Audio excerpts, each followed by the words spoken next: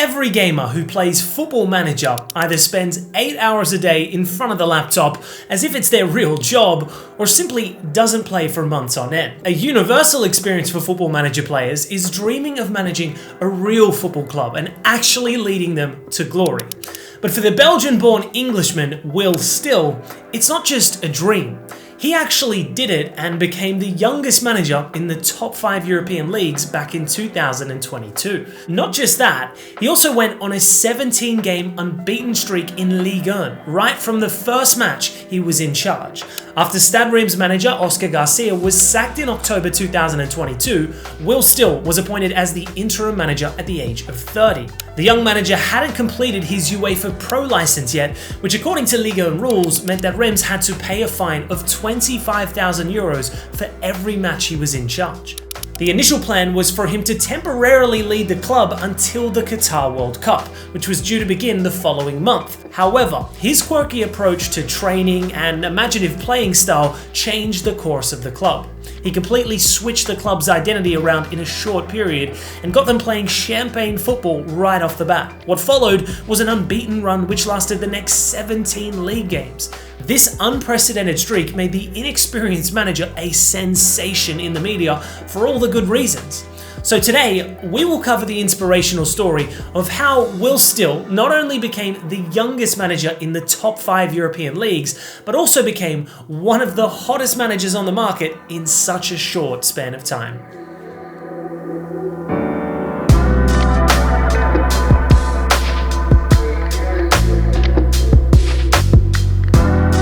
It's a unique story that started from playing Football Manager as a kid to becoming a real-life football manager. But it won't be fair to only credit the game for his visionary ideas at work. Still has been an active part of the coaching world since his teenage years. Born to English parents in Belgium, he started playing football at a young age and was part of a few different youth setups near Brussels. He played for the reserve team of Mons and an amateur club in the Belgian 4th division called Tempo Overijse. During his free time, he would launch the popular football simulation game, Championship Manager, which was the earliest version of Football Manager. Spending hours on the video game and learning the ropes of management in football through its real-world data, he realized that he wanted to shift from playing to coaching at the age of 17. He moved to England and started studying to become a coach at his college in Preston. As a part of his internship at college, he joined the Preston North End Academy at the age of 19 and became the assistant manager of the under-14 team. In 2014, Will Still was just 21 when he did a match analysis by himself and convinced Yannick Ferreira to hire him as a video analyst for St. Truden, and was left impressed by the youngster's analysis. They were promoted to the Belgian Pro League at the end of that season, and when Ferreira left for Standard Liège in September 2015, Still followed him there.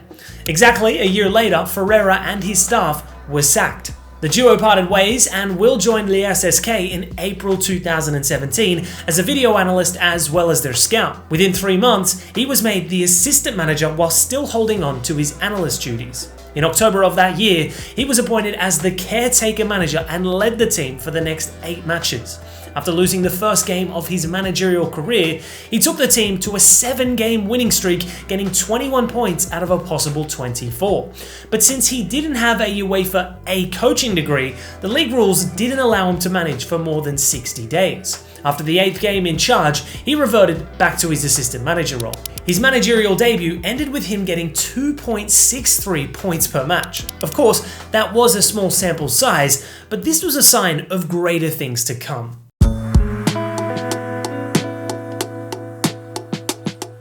At the end of the 2017-18 season, Liège filed for bankruptcy and Will moved to Beerschot as a video analyst and assistant manager under Stijn Vreven. Even after finishing in 2nd place in the Proximus League in 2018-19, Beerschot couldn't gain promotion to the first tier of Belgian football. Hernan Losada took over the manager role the following season and was able to guide the club to promotion with the help of Will Still as his assistant.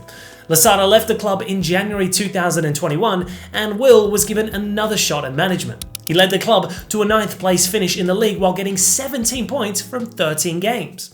While it was a respectable finish for a newly promoted team, the club owners decided to move ahead with a more experienced Peter Meis to lead them the following season. Will still moved to France to become the assistant manager at Reims in July 2021, but after just 4 months, he decided to move back to Belgium as Standard Liège assistant manager because his UEFA Pro license was registered there. At the end of the 2021-22 season, he came back to Reims as the assistant manager under Oscar Garcia. By October 2nd, 2022, the manager was sacked and the young assistant manager was given the chance to lead the Ligue side.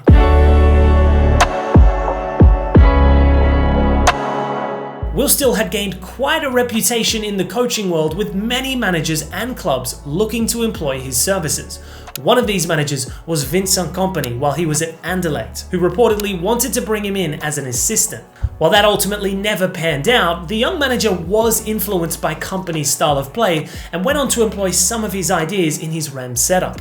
His first match in charge came just a day after he turned 30, making him the youngest manager in the history of Europe's top 5 leagues. Only Ryan Mason was younger when he was made the caretaker manager of Tottenham at the age of 29, but his position was never made permanent. He went on an unbeaten run in the league from October 2022 until March 2023, spanning 17 games.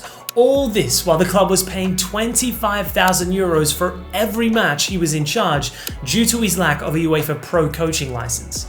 The club realised that it was a small price to pay for the brilliant job that he was putting up with the team. The unbeaten run was no fluke either, because his tactical setup and training methods were visionary.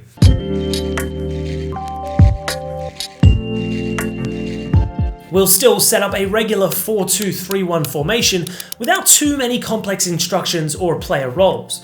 In possession, Reims started with a much more positive approach as compared to their earlier conservative waves. The movements in the final third were much more fluid than their defensive positions, with the fullbacks stretching the pitch wider and higher.